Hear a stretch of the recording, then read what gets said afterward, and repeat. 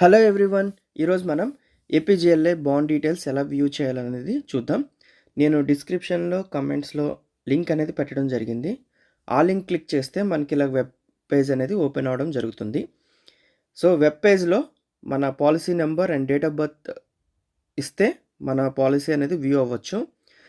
చాలామంది ఆహ్, ఏపీజీఎల్ఐ కోసం మాన్యువల్‌గా అప్లై చేయడం జరిగిందండి. గానీ ఫర్ సచివాలయం ఎంప్లాయీస్ బల్క్‌గా ఒకసారే సీఎఫ్ఎంఎస్ ఐడీతో ఈ పాలిసీ అనేది క్రియేట్ చేసేశారు.